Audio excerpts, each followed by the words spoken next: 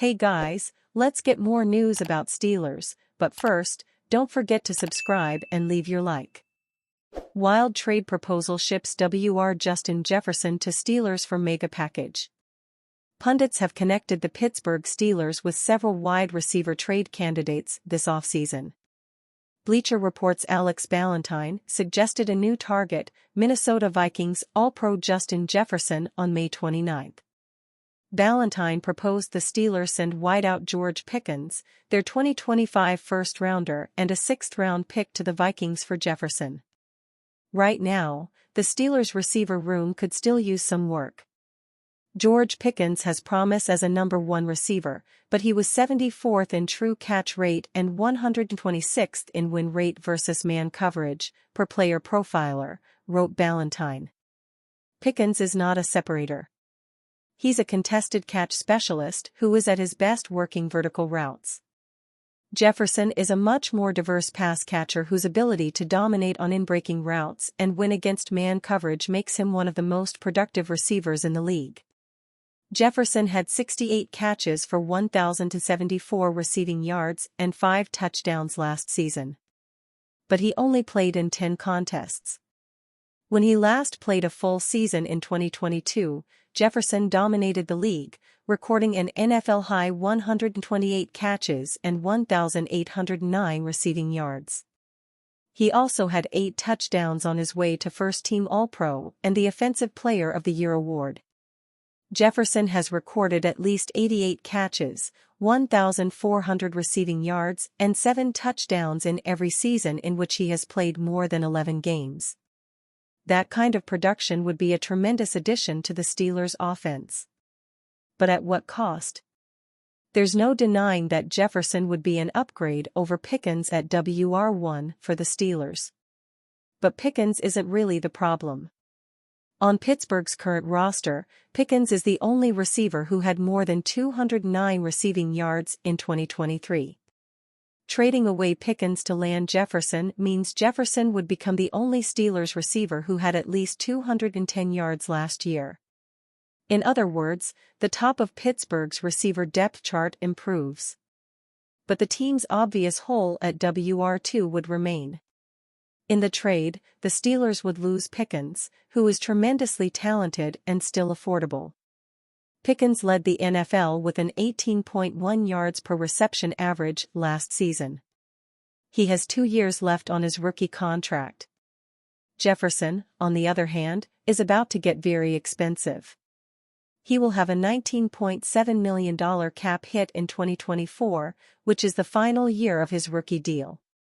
If acquired in a trade, the Steelers would then have to agree to an extension with Jefferson. Based on his production, he should become the highest-paid receiver in the NFL.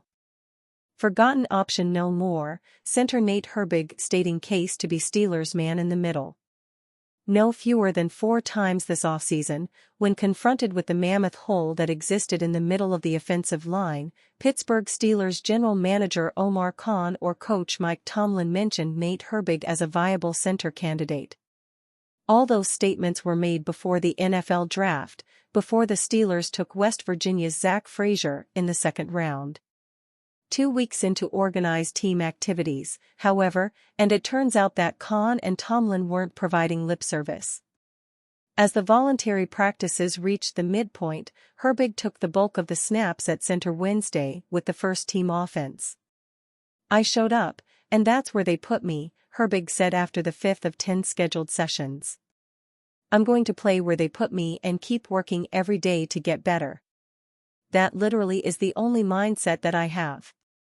When the Steelers released Mason Cole, their starting center the past 2 seasons, early in the offseason, it left Herbig and right guard James Daniels as the only interior lineman with any NFL center experience.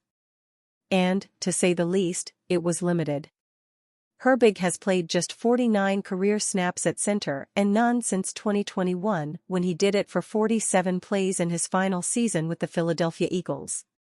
The rest of his NFL playing time over 5 seasons and 60 games has come at guard, including the 2 games he started last season for the Steelers when Daniels was injured.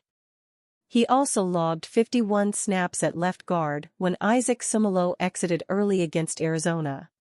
He is flattered the Steelers brass had faith in his center capabilities and that his name continually was mentioned as a viable starting candidate. "I'm very grateful," he said. "I'm grateful they believe in me and said those things about me, but I feel like the rent is due every day.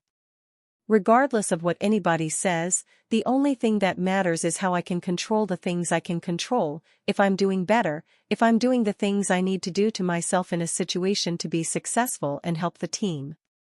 That's all I've been thinking. I have tunnel vision.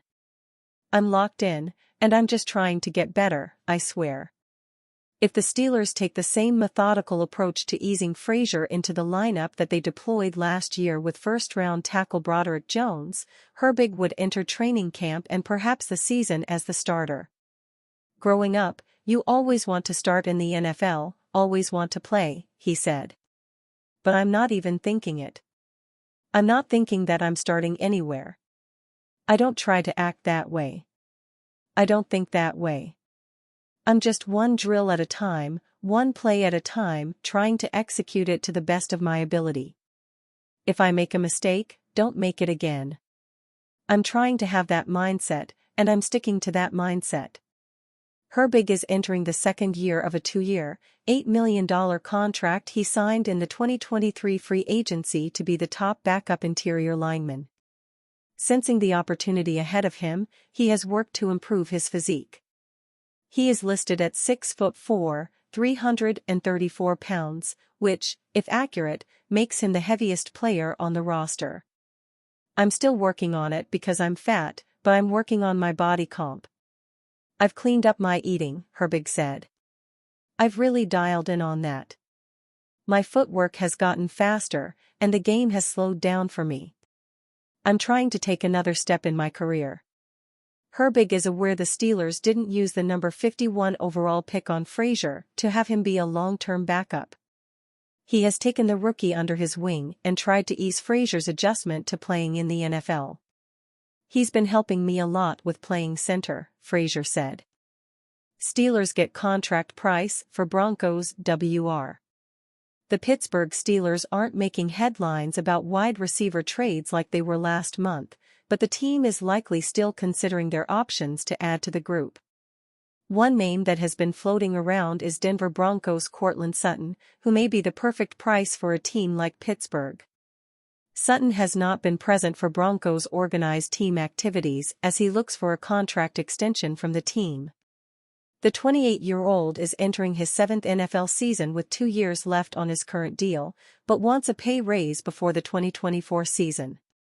According to ESPN's Jeremy Fowler, the price tag for a Sutton contract may not be as high as expected. Currently, he's due $13.6 million this season, and many believed a raise would put him in the $20 million per year range. Instead, he's looking at around $15 to $16 million. The Denver Broncos have been speaking with Sutton and his representatives, Fowler said on ESPN. No real progress yet, so even though they were hoping he showed up for OTAs, he very well might not be there. He is due about $13.6 million in cash this year.